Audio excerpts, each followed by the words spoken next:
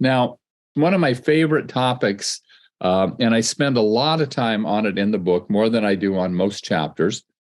And the reason is, in the United States, we have become extremely salt phobic. Now, there's a good reason for that. Our high sodium levels in the blood from eating too much sodium chloride or table salt is a problem in terms of mortality. People that have high serum sodium levels do die at a higher rate than people with perfect sodium levels. And there are a lot of things that are elevated in terms of risks, and we'll get into those.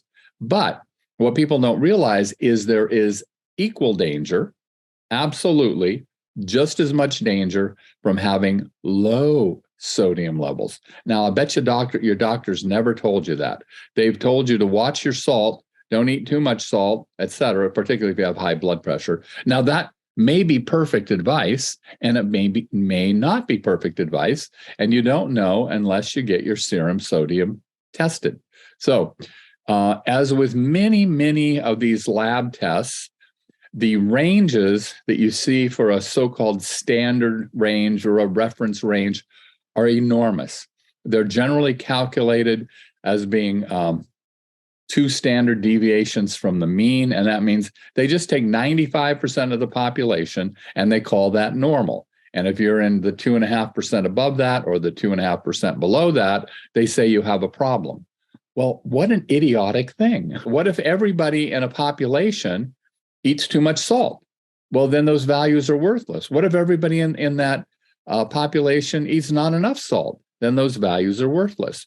Iodine, which is one of the things I'm going to mention later today, we live in a culture that is very iodine deficient.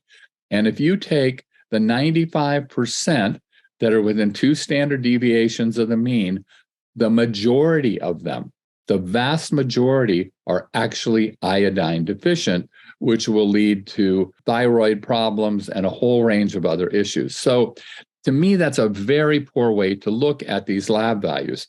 And so what we've done in the sweet spot is to look at the research, lots of research, looking at the actual values, the research studies that are looking at the actual values that are the healthiest for human beings. And they're quite clear, by the way. There are multiple papers on every topic that I looked at, most of them very well done, or at least many of them very well done, enough that we could get really good studies.